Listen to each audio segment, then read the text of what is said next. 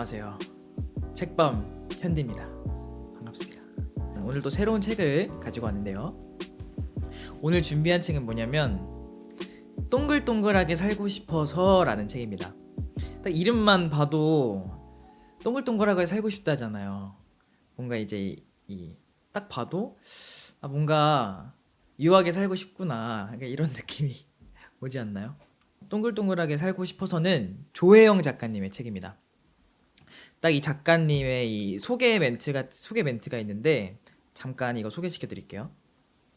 조혜영 작가님은 숙련된 프로 예민러시래요. 불청객 같던 예민함을 나만의 초능력으로 가꾸기 위해 오랜 시간을 할애했다. 그 결과 제법 동글동글해진 마음으로 글을 쓰고 강의를 하며 살아가고 있다. 대단하진 않나요? 사실 이 사람의 성격을 예민함을 좀 쉽게 고치기는 좀 힘들잖아요. 좀 힘든데 제법 동글동글해진 마음으로 글도 쓰시고 강의도 하시는 걸 보니 제법 대단하신 분이신 것 같아요. 그래서 아마 이 조혜영 작가님처럼 조금 예민하신 분들은 이런 생각들을 한 번쯤은 해보셨을 것 같아. 좀 내가 너무 예민한가? 내가 조금 둥글둥글하게 해야 될 필요가 있을 것 같은데, 이런 생각들 한 번쯤 해보셨을 것 같은데, 혹시 이런 생각을 한 두세 번 정도는 해봤다, 살면서 두세 번 정도 해봤다 하시면 이거 읽어보시면 좋을 것 같습니다. 제가 처음에 이 책을 딱 읽었을 때 초반에는 사실 저도 조금 예민한 편이라고 생각을 하면서 살아왔기 때문에 전 조영 작가님이 내 마음을 정확히 알아주시는구나, 약간 이런 생각을 막 했어요. 저는 얼마나 예민했냐면요, 이게 예민함에도 약간 결이 조금 있는 것 같아요. 일단 예민하다의 사전적 정의가 세 가지가 있거든요. 첫 번째는 무엇인가를 느끼는 능력이나 분석하고 판단하는 능력이 뛰어나다.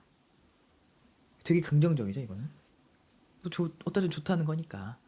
두 번째 의미는 자극에 대한 반응이나 감각이 지나치게 날카롭다. 이게 딱 전 것 같았어요. 이게 딱 나구나. 좀 약간 지나칠 때가 있다. 그리고 세 번째 같은 경우는 어떤 문제의 성격이 여러 사람의 관심을 불러일으킬 만큼 중대하고 그 처리에 많은 갈등이 있는 상태에 있다. 이것도 이제 3번도 사실 뭐 경우에 따라서 해당되시는 분들이 계실 텐데, 제가 생각하는 저의 예민함이란 두 번째였어요. 자극에 대한 반응이나 감각이 지나치게 날카롭다. 저는 약간 그러니까 매 순간순간마다 주변에 이런 사람들의 표정이나 몸짓이나 발짓이나 이런 상황들이 다 신경이 쓰이더라고요. 그러니까 사실 조금 내가 집중하고 싶은 것만 집중을 해도 되는데 너무 막 모든 거를 신경을 쓰려고 하다 보니까 내가 너무 기운이 너무 빠지나? 밤이 되면 약간 녹초가 되는 그런 느낌 아시죠? 저는 약간 그런 스타일이었기 때문에 내가 조금 예민하구나 라고 생각도 했었고, 그리고 그 어렸을 때 항상 뭐 엄마 부모님이 남들한테 나에 대한 얘기를 남들한테 할 때 예민한 편이라고 많이 들었던 것 같아요. 그래서 내 스스로 예민함을 깨우치기 전에 내가 예민한가? 내가 예민하구나, 이렇게 조금 미리 우선적으로 생각을 하고 있지 않았나 싶어요. 그래서 저 같은 분들이나 아니면은 이 작가님 같이 예민하지만 예민함을 그대로 받아들이고 그냥 나는 나대로 좋아, 예민한 내가 좋아 하는 사람이 있는 반면에 이 예민함을 좀 고치고 싶으신 분들이 계실 것 같아요. 아니면은 고쳐야 되는 상황을 겪었거나. 그래서 그런 분들이 읽어보면 좋을 책인데, 이 중에서 보시면 딱 저랑 비슷한 예민함을 나타내는 구절이 하나 있어요. 처음 만나는 사람들은 나를 둥글둥글 모난 구석 없는 사람으로 본다. 실제로 나는 불편한 상황에서 부정적인 감정을 드러내기보다는 그냥 속으로 참는 게 더 편한 사람이었다. 제가 딱 그렇거든요. 저는 뭔가 이제 뭐 당연히 큰 일이 일어나진 않겠지만 그 어떤 작은 일이라도 생기지 말라고, 작은 일이라도 만들고 싶지 않아서 그냥 다 좀 참는 편인 것 같아요. 약간 특히나 처음 가는 장소라든지 처음 보는 사람들 앞에서는 특히나 더 그렇고요. 근데 이건 이제 제 개인적인 생각이지만 뭔가 가면 갈수록 조혜영 작가님은 나보다 조금 더 예민하시구나.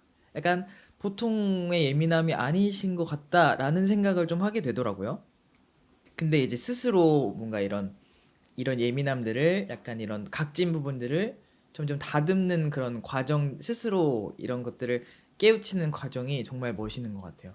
사실 우리가 친구들이랑 이렇게 고민 상담만 해도 친구가 아무리 좋은 해답을 줘도 사실 고치기가 좀 힘들잖아요.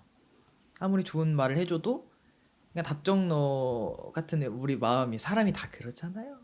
그래서 그럴 수 있는데 조혜영 작가님은 이렇게 스스로 이런 마음, 이런 굳은 단단한 마음으로 동글동글함을 실천해내신 것 같습니다.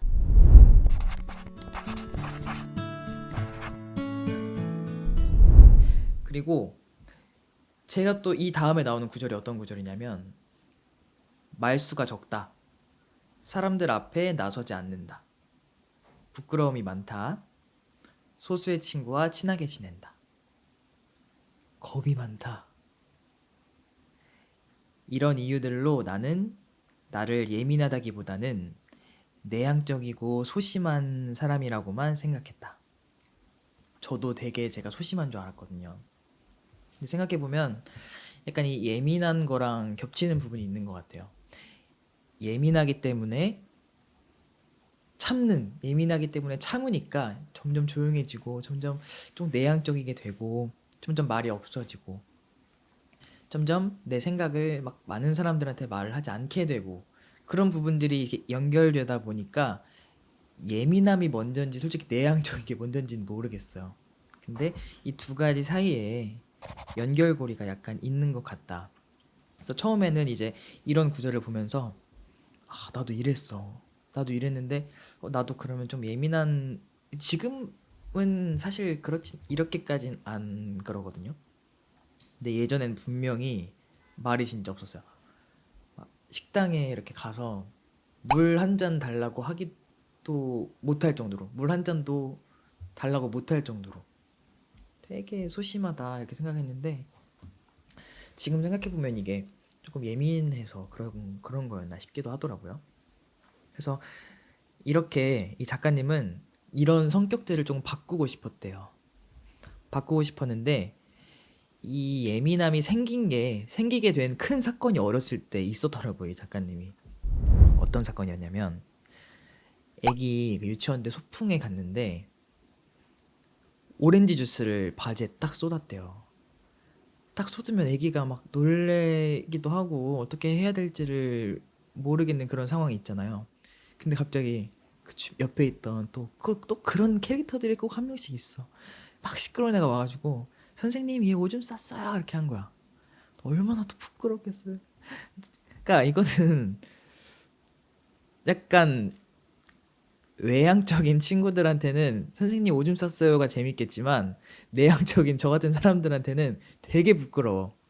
되게 부끄러워서 오줌 싼 거 아니라고, 그냥 지금 이제 다 큰 어른들은 오줌 싼 거 아니야, 오렌지 쏟은 거야라고 이렇게 설명을 할 수 있겠지만, 그 애기 입장에서 되게 막 부끄럽고 막 뭔가 수치스럽고 이랬던 것 같아.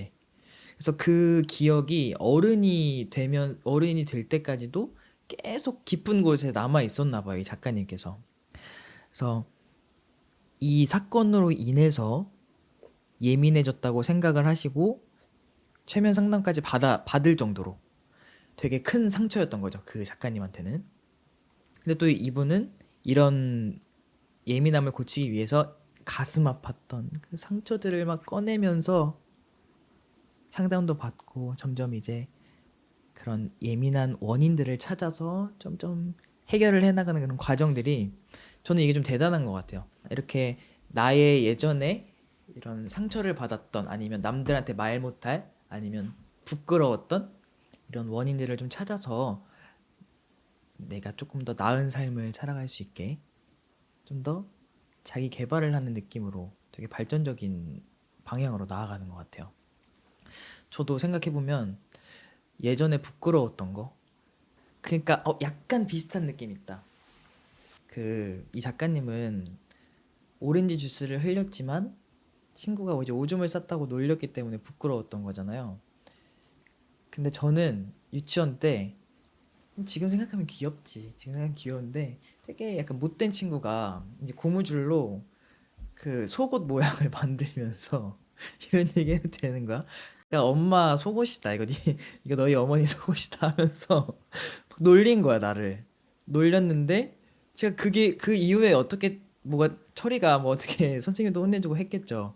근데 그게 되게 약간 나를 놀리는 건 아니지만 되게 뭔가 수치스러운 그런 부끄러운 기억이었던 것 같아요. 결국에 그 친구는 제가 이제 엉덩이로 한번 깔고 앉아가지고 약간 손가락 깁스를 하게 만든 그런 기억은 있지만 딱 이 작가님의 오렌지 주스 이 사건만 들었을 때 봤을 때도 이런 사건으로 예민해진다고? 라고 생각하지 않으시는 분들도 계실 거잖아요. 그래서 사람은 언제 어느 상황에서 어떻게 느낄지 다 다르다. 이 작가님은 이것 때문에 예민해진 거고 나는 그것 때문에 그렇게 된 거고 누구나 사람은 다양하니까요. 다양성 존중합니다.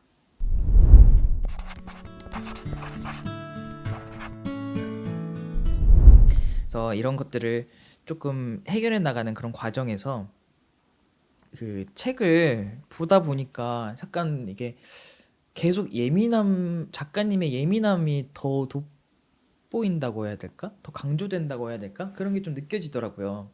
언제쯤 이제